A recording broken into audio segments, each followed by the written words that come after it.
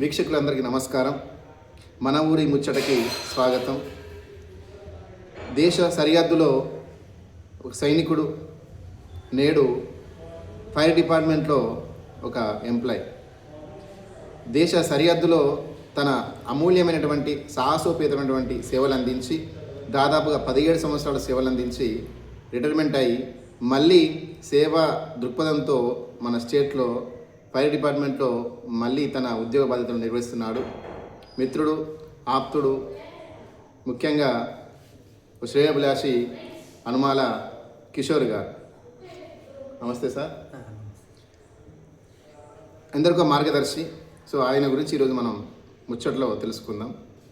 Sir, మీ యొక్క జన్మ స్థలం, మీ అమ్మనాన్న పేర్లు ఒకసారి మా వీక్షకులకు తెలియజేయండి. నమస్తే అండి అందరికీ. నా పేరు కిషోర్. మా విలేజ్ వచ్చేసి మాది పోచంపల్లి. మా అమ్మ నాన్న పేర్లు సుగుణ, రాజయ్య. మిర్జంపేట అనుబంధ గ్రామం పల్లె పోచంపల్లి. మీ బాల్యం, మీ యొక్క చదువు ఎక్కడెక్కడ జరిగిందో ఒకసారి చెప్పండి. నేను చిన్నప్పుడు చదువుకుంది అప్ టు 5th వరకు మన ఊరి దగ్గరనే మిర్జంపేటలో చదువుకున్నాను. మిర్జంపేటలో. ఓకే. ఇక తర్వాత అక్కడ మనకు 6th లేకపోయేసరికి మన సుల్తానాబాద్కి వచ్చాను. సుల్తానాబాద్లో 6th to 9th వరకు మన సుల్తానాబాద్లో చదువుకున్నాను. 10th ఏమో జమ్మిగుంటకి వెళ్ళిపోయాను. జమ్మిగుంటకి. ఓకే. ఇంటర్మీడియట్ కూడా జమ్మిగుంటలోనే చేశాను. ఇక అప్పుడే మనకి ఆర్మీ నోటిఫికేషన్ పడింది. సరే, ఆర్మీ జవాన్ మీ గమ్యమా? ఈ ఆర్మీలో చేరాలన్నటువంటి మీ యొక్క ఎవరైనా మీ వెనుక ప్రోద్బలంతో ప్రోత్సహించిరా, లేకుంటే యాదృచ్ఛికంగా జరిగిందా ఈ ఆర్మీకి వెళ్ళాలి, సేవ చేయాలి దేశానికి అని? దీని వెనుక ఎవరు మీకు ప్రోత్సహించింది, ఎవరు ఒకసారి చెప్పండి. ఇక మా ఫ్రెండ్స్ ఉండే ఆర్మీలో చేరాలని. ఆర్మీ అంటే నాకు చాలా ఇష్టం. దేశ సేవ చేయడం అన్నా, ఎవరికైనా హెల్ప్ చేయడం అన్నా నాకు చాలా ఇంట్రెస్ట్ వాస్తవానికి. అందుకోసం నాకు ఆర్మీలో వెళ్ళాలని ఒక ఆలోచన. దానికోసం నేను 2002లో ఆర్మీ కోసం ట్రై చేశాను. ఆర్మీ రిక్రూట్మెంట్ ర్యాలీలో మీరు 2002లో జాయిన్ అయినారు. 2002లో మన ఇక్కడే కరీంనగర్లో అంబేద్కర్ స్టేడియం ఉంది కదా, అందులో ర్యాలీలో పాల్గొన్నాను. ఫస్ట్ ర్యాలీలోనే మనకు సెలెక్షన్ జరిగింది. ఓకే. సెలెక్షన్ జరిగి దాని తర్వాత మనకి March 12కి నేను నాసిక్ వెళ్ళాను. ఎలా జరిగింది మీ సెలెక్షన్? అంటే ఫస్ట్ ఫిజికల్ టెస్ట్, ఆ తర్వాత మెడికల్ టెస్ట్, రిటర్న్ టెస్ట్లా జరిగిందా, లేకుంటే ఫిజికల్ టెస్ట్ ద్వారానే మిమ్మల్ని సెలెక్ట్ చేసిండ్రా? ఫస్ట్ మనకి రన్నింగ్ ఉంటుంది. ఓకే. రన్నింగ్ తర్వాత ఈవెంట్స్ అందులో ఉంటాయి, సినప్స్ ఉంటాయి. తర్వాత 1.6 కిలోమీటర్స్ రన్నింగ్. ఓకే. తర్వాత మెడికల్ టెస్ట్ ఉంటాయి. Medical test. Okay. Medical test అయిపోయిన తర్వాత మన సికింద్రాబాద్లో మనకు రిటర్న్ టెస్ట్ కూడా జరిగింది. ఓకే. రిటర్న్ టెస్ట్ తర్వాత ఆల్రెడీ సెలెక్ట్ అయినారని సెలెక్షన్ లిస్ట్ పెట్టినారు. సెలెక్షన్ ఎలా ఫీల్ అయినారు మీకు ఆర్మీ ఉద్యోగం రావడంతో? అంటే 2002 అంటే దాదాపు వయసు ఎంత అప్పుడు? 18 సంవత్సరాలు, 15 సంవత్సరాలు. మనకు చిన్నతనంలోనే 18 years స్టార్టింగ్ మనకి ఎప్పుడైతే ఏజ్ ఎలిజిబిలిటీ అప్పుడే మనం ఆర్మీకి వెళ్ళడం జరిగింది. అంటే ఈ క్రైటీరియా అంటే 18 years నుంచి అప్లై చేసుకుని నోటిఫికేషన్ ఇచ్చినప్పుడు అందులో ఫస్ట్ మీరే దాదాపు చిన్నవాళ్ళు. ఫస్ట్ చాలా చిన్న ఏజ్ నాది. ఎలా ఫీల్ అయినారు? అంటే జాబ్ రావడం, సెలెక్ట్ అయినారు. సెలెక్ట్ అవడంతోనే మీ యొక్క ఫీలింగ్ ఎలా అనిపించింది? అనుకున్నారా? హ్యాపీ అనిపించింది. నేను అసలు ఆర్మీలో జాయిన్ అవుతాను నాకు కూడా అసలు అనుకోలేదు. చాలా కష్టపడ్డాను. ఊళ్ళో అందరూ మా అమ్మ నాన్న కూడా సపోర్ట్ బాగా చేశారు జాబ్కి వెళ్ళాలని. అందువల్ల నాకు చేరిన తర్వాత చాలా హ్యాపీ అనిపించింది. ఓకే. అంటే మీకు మీరే స్వతహా సిద్ధంగానే జవానుగా మారి సేవ చేయాలనేటువంటి దృక్పథంతో వెళ్ళినారు. ఎక్కడ మీ ట్రైనింగ్ ఎక్కడ జరిగింది? ట్రైనింగ్ వచ్చేసి మన నాసిక్లో, మహారాష్ట్రలో వస్తుంది. అక్కడ ట్రైనింగ్ 1 year చేయడం జరిగింది. ఓకే. సంవత్సరం ట్రైనింగ్ తర్వాత మళ్ళీ మీకు ఎక్కడ పోస్టింగ్ ఇచ్చారు? ఫస్ట్ పోస్టింగ్ వచ్చేసి 2004 ఏప్రిల్లో మనకి దేహ్రాదూన్లో పోస్టింగ్ వచ్చింది. దేహ్రాదూన్. ఓకే. 2004లో 2003 మార్చ్ నుండి 2004 మార్చ్ వరకు 1 year వరకు కంప్లీట్ ట్రైనింగ్ ఇచ్చిందా? మళ్ళీ ఏప్రిల్లో నేను దేహ్రాదూన్ ఫస్ట్ పోస్టింగ్ వెళ్ళడం జరిగింది. దేహ్రాదూన్ ఉత్తరాఖండ్లో వస్తుంది. అవును. అక్కడ ఐఏఎస్ సివిల్ సర్వీస్ సంబంధించినటువంటి ట్రైనింగ్ ఇస్తారు. ఐఎంఏ ఉంటుంది అక్కడ, ఇండియన్ మిలిటరీ అకాడమీ అని అక్కడ ఉంటుంది. మీతో ఉన్నటువంటి సహచరులు లేదా ఇండియన్ ఆర్మీ ఎలా మీరు అంటే ఆ సేవ ఎలా చేశారు? అప్పుడు మీతో ఉన్నటువంటి ఆ సహచరులు కావచ్చు, బార్డర్ సెక్యూరిటీ కావచ్చు, మీరు జాబ్కి వెళ్ళి అక్కడ ఫెసిలిటీస్ని, అక్కడ ఉన్నటువంటి వాతావరణం, మన పల్లె వాతావరణం ఎట్లా కంపేర్ చేసుకున్నారు? ఎలా మనగలిగినారు? ఇబ్బంది అనిపించిందా? స్టార్టింగ్ అంటే 1 ఇయర్ వరకు మనకు కొంచెం కష్టమే ఉంది. మనకి ఎందుకంటే ఒకటి హిందీ లాంగ్వేజ్ అనేది మనకు రాదు. అయినా మనం గెటాన్ అయ్యి హిందీ నేర్చుకోవడం జరిగింది. అక్కడ వాళ్ళతో అందరితో కలిసి మనం పని చేయడం, మా సీనియర్లు కానీ మాతో చేసే వాళ్ళందరూ నాకు చాలా సపోర్ట్గా ఉండి మాకు అన్నీ నేర్పించారు. యుద్ధంలో ఏం చేయాలి, ఎలా ఉండాలి, మన ట్రైనింగ్ ట్రైనింగ్ ఇచ్చి ఎలా చేయాలని అన్ని మనకు ప్రోత్సహించి చెప్పడం జరిగింది. దానివల్ల మనం బాగా గెటాన్ అవ్వడం జరిగింది. కోఆపరేషన్ బాగుందన్నమాట. సీనియర్ జవాన్స్ నుంచి మీకు కోఆపరేషన్ ఎక్కువ ఉండడం వల్ల అక్కడ ఉన్నటువంటి పరిస్థితులకు అలవాటు పడినారు. బాగుండే, అందరూ మాకు సీనియర్లు కానీ బాగా చెప్పడం జరిగింది. మంచి సపోర్ట్ ఉండే. ఎలా ఉండే మీ దైనందిన జీవితం? డైలీ మార్నింగ్ నుంచి ఈవినింగ్ వరకు ఎట్లా డ్యూటీస్ ఉండేది? ఎలా మీరు దాన్ని చేయగలిగినారు ఆ డ్యూటీస్ని? ఈ మార్నింగ్ అంటే ఎవ్రీడే 4 o'clock లేవాలి. ఓకే. లేచి మనం ఫ్రెష్ అప్ అవ్వడం, తర్వాత ఫిజికల్ ఫిట్నెస్ కోసం రన్నింగ్ రోజు 5 o'clock రన్నింగ్. ఓకే. 5 to 6 వరకు ఈ రన్నింగ్ ఉంటుంది. తర్వాత డైలీ రొటీన్గా అక్కడ మనకి డ్యూటీస్ ఉంటాయి. ఓకే. డ్యూటీస్ మనకి యుద్ధం వచ్చినప్పుడు ఎలా ప్రిపరేషన్ అనేది దాని గురించి కూడా ఉంటుంది. తర్వాత రాబోయే అంటే దాని వెపన్స్ ట్రైనింగ్ కానీ అన్నీ దానికి సంబంధించి అన్నీ మాకు నేర్పించేవాళ్ళు. నైట్ డ్యూటీస్ కూడా ఉంటాయి అన్నమాట. ఎన్ని రోజులు చేశారు డేరాడూన్లో? దేహరాదూన్లో 1 year వరకు చేశాను. 1 year డేరాడూన్లో కంప్లీట్ చేసుకున్న తర్వాత మళ్ళీ ఎక్కడే పోస్టింగ్? డేరాడూన్ నుంచి మన పంజాబ్కి వెళ్ళిన. అంటే బార్డర్కి వెళ్ళినారా? పంజాబ్ బార్డర్, మన జమ్మూ కాశ్మీర్ బార్డర్. ఓకే. ఆడ ఎన్ని సంవత్సరాలు చేశారు పంజాబ్ బార్డర్లో? పంజాబ్లో ఒక 2 years చేశాను. 2 years చేశారు. తర్వాత మరి అక్కడ ఎలా అంటే Punjab border Pakistan, Jammu Kashmir border. Okay. ఏమనిపించింది అటు మన మిత్రదే మన యొక్క దాయాది పాకిస్తాన్ అంటేనే? మరి ఎప్పుడైనా టెర్రరిస్టులు అటాక్ చేసిండ్రా? టెర్రరిస్టులను చూసి అంటే ఏమన్నా ఫైరింగ్ జరిగిందా మధ్యలో మీకు? ఎలాంటి సందర్భాలు ఉన్నాయా? జరిగింది. ఇప్పుడు నేను జమ్మూ కాశ్మీర్లో మన పాకిస్తాన్ బార్డర్లో కుప్వాడ అనే గ్రామం ఉంటుంది. ఓకే. అక్కడ ఏంటంటే మొత్తం టెర్రరిస్ట్ ఏరియా ఉంటుంది. అక్కడ చాలాసార్లు ఫైరింగ్ జరిగింది. మా బెటాలియన్ 28 RR బెటాలియన్ 28 RR. అందులో Rashtriya rifle minimum 600 above plus 600 మాకు బెటాలియన్స్ ఉంటాయి. ఆల్ఫా, బ్రావో, చార్లీ, డెల్టా అని మాకు బెటాలియన్స్ ఉంటాయి. అందులో మీరేంటిది? ఆల్ఫానా? నాది delta company. Delta company. Okay. మా చాలా టఫ్ కంపెనీ. మా దాంట్లో ఎక్కువ మిలిటెంట్ను చంపిందంటే మా బెటాలియనే ఉండే. ఓకే. తీవ్రవాదులను ఎప్పుడైనా మీ సహచరులు మరి ఆ తీవ్రవాదుల బుల్లెట్స్కి ప్రాణాలు పోగొట్టుకోవడం కానీ లేదా ఏమైనా ఇబ్బంది అయిందా మీ సర్వీస్లో? దాని విషయం చెప్పాలంటే నాకే జరిగింది. September 8th రోజు మార్నింగ్ టైంలో మేము ఎవ్రీడే 2 o'clock వెళ్తాం అన్నట్టుగా. వెళ్ళిన తర్వాత పైన వెళ్ళి కొండ పైనకి వెళ్ళి టిఫిన్ చేద్దామని చెప్పేసి కూర్చునేసరికి కింద నుంచి వెళ్ళి మిలిటెంట్ కూర్చున్నాడు. ఫైర్ నింపేసి కింద కూర్చొని నాకే గురి పెట్టాను. ఎందుకంటే అక్కడ LMG-1 అని LMG-2 అని ఉంటారు. LMG-1 నేను, LMG-2 నా పక్కకు రామ్ అని ఉంటాడు ఒక ఆయన యూపీ ఆయనే.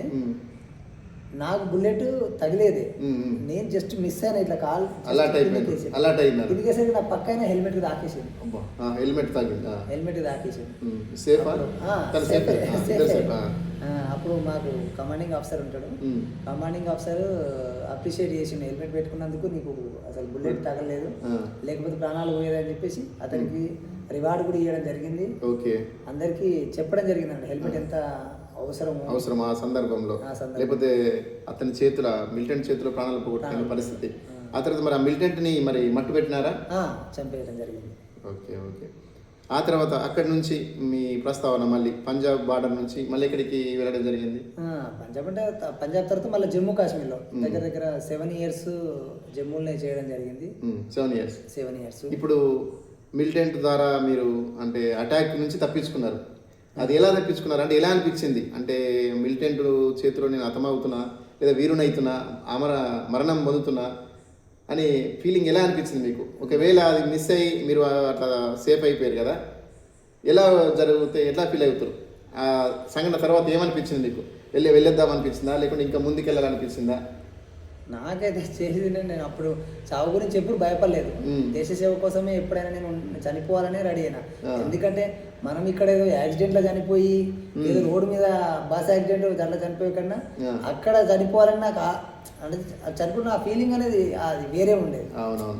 చనిపోతే అక్కడ చనిపోవాలని మన ఆలోచన కాన్సెప్ట్ వేరే ఉంది. పోయింది దేశ సేవ కోసం కదా, మళ్ళీ భయపడడం ఎందుకనేటువంటి కాన్సెప్ట్లో మీరు అటాక్ తప్పించుకుని సేఫ్ అయిపోయినారు. ఒకవేళ మీరు కనుక ఇంకేమన్నా రిస్క్ అయినా కూడా మీరు బాధపడాల్సింది ఏం లేదు. చాలా సంతోషపడ్డాను, ఎందుకంటే మనకు అలాంటి మనం దొరకాలంటే కూడా అదృష్టం ఉండాలి కదా. అవునవును. సరే, తర్వాత మళ్ళీ జమ్మూకి వచ్చినారు. జమ్మూ ఉండే 3 years, తర్వాత కాశ్మీర్ బార్డర్ 28 RR అని కుప్పువాడ దగ్గర ఉండే. మన పాకిస్తాన్ బార్డర్ 8 kilometers ఉంటుంది. అక్కడ నుంచి వెళ్ళి మెయిన్ మన కొండ చర్యల నుంచి వెళ్ళి మిలిటెంట్స్ వచ్చి పోవడం అనేది జరుగుతుంది మెయిన్ ఏరియా. ఈ పహారా కాసేటప్పుడు మీ మిత్రులకు ఎవరైనా ఇంకెవరికైనా శత్రు చేతిలో అంటే చనిపోవడం ఏమైనా జరిగిందా, లేకుంటే ఇంకేమైనా జరిగిందా? చనిపోయారు, మాతో చేసే వాళ్ళు కూడా చనిపోయారు. ఒక మా బెటాలియన్లో 2 చనిపోయారు. వాళ్ళని కూడా మేము 8 members మేము చంపడం జరిగింది. ఓకే. ఎట్లా మళ్ళీ మీ పై అధికారులు మిమ్మల్ని ఎట్లా మోటివేట్ చేస్తారు? ఒకవేళ ఇట్లా జరిగిన తర్వాత మిమ్మల్ని మళ్ళీ ధైర్యంగా ఉంచడం కోసం ఎలాంటి కౌన్సిలింగ్ ఇస్తారు? మరి ఎట్లా మిమ్మల్ని ఫర్దర్గా జాబ్ చేయడానికి ఎట్లాంటి మోటివేషన్ ఇస్తారు వాళ్ళు? అక్కడ ఏంటంటే నేను ఆలోచించింది, నా వరకు తెలిసింది ఏంటంటే నేను ఎప్పుడు చావు కోసం భయపడలేదు. నా ఆలోచన మన సేవ చేయడం. ఓకే. మనం చనిపోయేది విజయమా వీరమరణమా అంటే అంతేగాని వెనక బ్యాక్గ్రౌండ్ ఆలోచించుకుని వెనకడిగేసేది అసలే లేదు. అది ఇప్పుడు నాకు మ్యారేజ్ అయిపోయిన తర్వాత కొంచెం ఆలోచన వచ్చింది. అంతకుముందు అసలు నేను అంటే ఆ ఆలోచన మన మనసులో లేకుండే. అసలు ఆర్మీలో ఉన్నంతసేపు అట్లా ట్రైనింగ్ ఇచ్చేవాళ్ళు మనం అంటే డూ ఆర్ డై. ఓకే. చాలా అదే మనకు ఉన్నటువంటి బలం, మన దేశానికి ఉన్నటువంటి బలం, డూ ఆర్ డై. ఆ తర్వాత ఇయర్కి ఎన్ని లీవ్స్ ఇస్తారు మీకు? మనకి ఇయర్స్కి వచ్చేసి 3 months ఉంటుంది. 3 months లీవ్స్. 3 months ఉంటుంది. అందులో 2 months దగ్గర ఇచ్చేవాళ్ళు. ఓకే. మళ్ళీ 3 months ఇంటికి వచ్చేసి మళ్ళీ అంటే ఇక్కడ ఉండి వెళ్ళిపోయేది మళ్ళీ 3 months తర్వాత? 3 months ఒక్కసారి కాదు, ఇప్పుడు 1 month. ఇప్పుడు నేను దాదాపుగా 5 years వరకు ఇయర్లీ వన్స్ టైమే వచ్చింది. 5 years వరకు ఇయర్కి 2 months వచ్చేది. మళ్ళీ జూన్లో వచ్చేది, జూలై ఆగస్ట్ వెళ్ళిపోతే మళ్ళీ జూన్లోనే వచ్చేది. ఒక 5 years వరకు రాలే, ఇయర్లీ ఒకసారి వచ్చిన. ఓకే. అంటే అంత కమిట్మెంట్గా పనిచేశారు. అంటే ఈ ఎంజాయ్ చేయడము తిరగడం కంటే దేశ సేవకి చేయడం అనేది నా టైం అంతా ఎక్కువ అంటే వెచ్చించినారు. Great sir.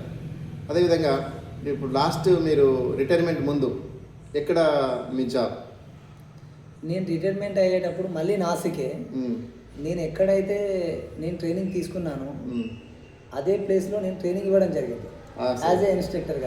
అది నా లక్. నేను ఏ క్లాస్ రూమ్ లో అయితే కూర్చుంటున్నాను, ఏ క్లాస్ రూమ్ లో అయితే కూర్చొని నేను పాఠాలు విన్నాను, నాకు ట్రైనింగ్ తీసుకోవడం జరిగింది. అదే క్లాస్ రూమ్ లో నేను యాజ్ ఏ టీచర్ గా నిల్చొని క్లాస్ ట్రైనింగ్ ఇవ్వడం జరిగింది. చాలా హ్యాపీ అనిపించింది. ఎందుకంటే అంత సర్వీస్ లో మళ్ళీ వెళ్తామా వస్తామా అనేది నమ్మకం లేదు. కానీ తీసుకున్న కానీ ట్రైనింగ్ తీసుకున్న కానీ యాజ్ ఏ ఇన్స్ట్రక్టర్ గా వచ్చి మళ్ళీ కొత్త బ్యాచ్ కి ఫ్రెష్ బ్లడ్కి అంటే యువకులకి మళ్ళీ మీరు ట్రైనింగ్ చేయడం అంటే అది మామూలు విషయం కాదు. అది పూర్వజన సుకృతంగానే భావించాలి మనం. చాలా హ్యాపీ అనిపించింది అప్పుడు. 17 years కంప్లీట్ చేసుకొని దిగ్విజయంగా ఆర్మీ నుంచి రిటైర్మెంట్ అయినారు. సో మరి ప్రస్తుతం ఆర్మీ రిటైర్మెంట్ అయిపోయిన తర్వాత ఈ స్టేట్కి వచ్చినారు. దేశ సేవకు మీ యొక్క దాదాపుగా 17 సంవత్సరాలు మీ సర్వీస్ ఇవ్వడం జరిగింది. మరి తర్వాత మళ్ళీ ఇటు ఎందుకు రావాల్సి అనిపించింది? మళ్ళీ స్టేట్ వైడ్ ఉన్నటువంటి ఈ జాబ్స్కి ఎందుకు రావాలనిపించింది? రిటైర్మెంట్ అయిన తర్వాత హైదరాబాద్లో లేదా నచ్చిన ప్లేస్లలో మంచి ఇల్లు కొనుక్కొని మంచిగా ఫ్యామిలీని హ్యాపీగా ఉండేటువంటి ఆలోచన ఉంటుంది అందరికీ. మరి మళ్ళీ మీరెందుకు ఇటువైపు రావడం జరిగింది? ఇటు ఎందుకంటే ఇన్ని రోజులు మనం దేశం కోసం సేవ చేసినాం కాబట్టి మన ఊరి కోసం కూడా సేవ చేయాలనే కాన్సెప్ట్ తోటి ఫైల్లోకి రావడం జరిగింది. హైదరాబాద్లో కూడా 3 years చేశాను ఎస్పీగా, స్పెషల్ పోలీస్ ఆఫీసర్ అని మాకు ఆర్మీ వాళ్ళకు ఉంటుంది. అందులో 3 years చేసిన. మన డీజీపీ రవి గుప్తా సార్ దగ్గర కూడా మనం 1 year చేసాను. మళ్ళీ ఇప్పుడు ఫైర్ డిపార్ట్మెంట్లో పెద్దపల్లిలో చేస్తా ఉన్నారు. సరే, ఇప్పుడు మీరు వెళ్ళినప్పుడు ఆర్మీ ర్యాలీ ఉండే, ఆర్మీ ర్యాలీ తీసి ఫిజికల్ టెస్ట్, మెడికల్ టెస్ట్ తీసుకున్నారు అప్పుడు 2002, దాదాపు 23 సంవత్సరాలు కంప్లీట్ అవ్వడం జరిగింది. సో అప్పటికి ఇప్పటికి ఈ రిక్రూట్మెంట్ సందర్భంలో ఈ ఆర్మీని, బిఎస్ఎఫ్, సిఐఎస్ఎఫ్ వీళ్ళని రిక్రూట్మెంట్ సందర్భంలో ఆ విధానం మారిందా, ఎట్లా ఉంది? మీరు అందులోకి వెళ్ళేటప్పుడు ఎలా ఉంది, ఇప్పుడు ఎలా ఉంది ఆఫ్టర్ 20 years తర్వాత ఇక రిక్రూట్మెంట్ అనేది? మెయిన్ ఇప్పుడు అగ్నివీర్ వచ్చింది కదా. అగ్నివీర్ వచ్చింది. ట్రైనింగ్ అంటే రిక్రూట్మెంట్ పరంగా చూస్తే టఫే, ఇప్పుడు టఫే. బట్ ట్రైనింగ్ పరంగా అప్పటితో పోలిస్తే ఇప్పుడు ఓకే, ఇప్పుడే ఓకే. జనరేషన్ కొంచెం మారింది కాబట్టి దాని కఠినాత్మకంగా తగ్గిందా? మీ అప్పుడు మీరు 22 ఏళ్ళ కింద ఉన్నటువంటి ఫిజికల్ ట్రైనింగ్ లో కొంచెం మార్పు చేసినారు.